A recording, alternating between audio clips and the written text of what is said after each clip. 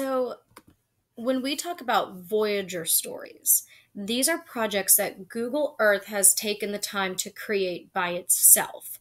And I showed you already the list that are just some of the interesting ones that I came across that I've used in my own classroom.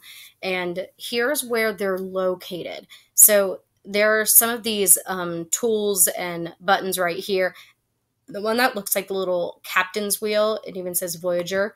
If you click that, you get a lot of different things. So you're seeing right now Discover Egypt. There were iconic bookstores, national parks, the United States. So Voyager stories are not just about arts and culture, they're about anything. So I think you're starting to see with this presentation, it is not just something that can be used for music, it can be spread to different colleagues who teach any kind of subject. It's incredibly cross curricular, and it's a neat way for you to show that music can be connected to any sort of subject. But if we're looking for something that is specifically music based, you can go under here, and if you look up culture, that's your best bet for finding a Voyager story that has to deal with music. Now, that's not always going to give you a very specific topic that you're looking for. Because remember, like I said, these are made by the Google editors. So you might be looking for something very specific, and they just don't have it. So, I mean, here you might be looking for, I mean, I don't know, you could be looking for Picasso, and here they have Da Vinci, and they just don't have it.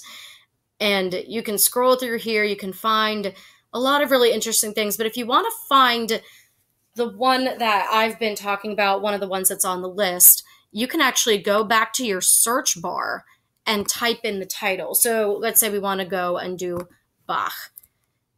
That one is called The Life of Bach. And you just type in Life of Bach.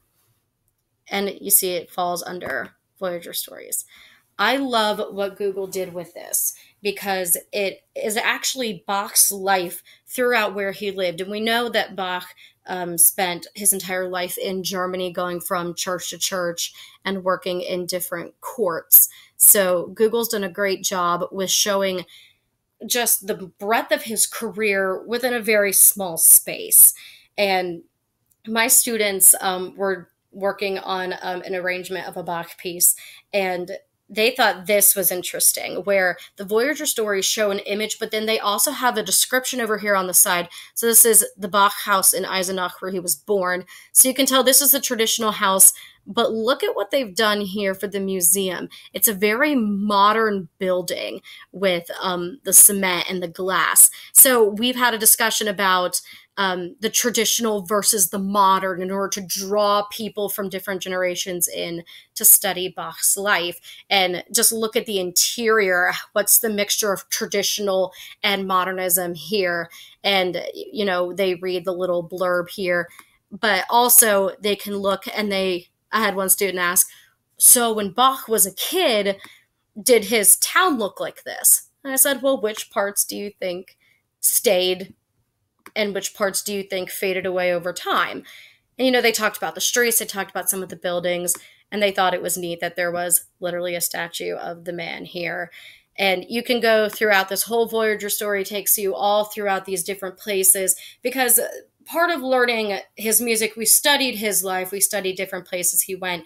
So it's kind of hard to keep up when he goes to Arnstadt, and then he ends up in Leipzig eventually, and being able to see where he's gone was really cool for my kids.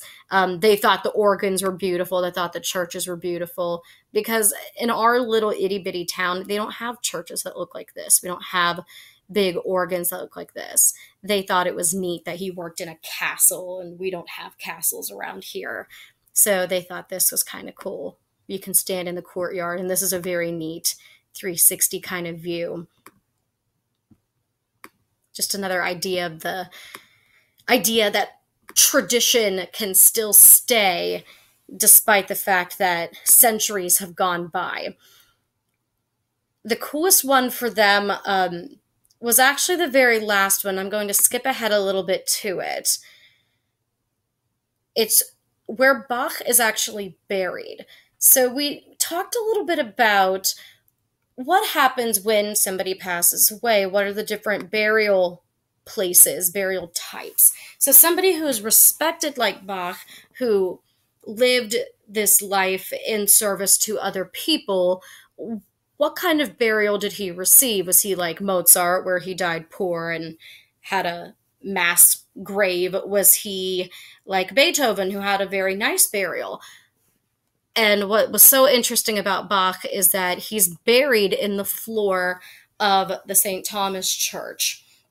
So my kids loved being able to see that this was the church that he worked at and that he was so respected that people still go to church here, and he's buried in the floor. For those of you who have been watching different live streams during this coronavirus, they actually did for Easter the St. John's Passion live from Bach's Leipzig church. So there was still music going on in here. And I did a video telling my kids about it. And I said, did you know that where Bach is buried, they still had music going on?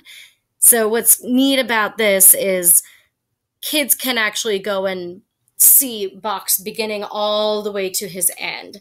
And you can see just the ending where his remains were moved here in 1950.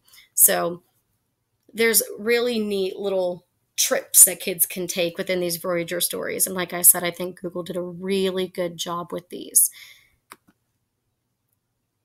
I'll tell you a little bit later in the presentation how you can create your own Voyager story. Like I said, we're kind of left up to what the Google editors do, but you can actually go and make your own, which is cool, and we will get there in just a couple of minutes.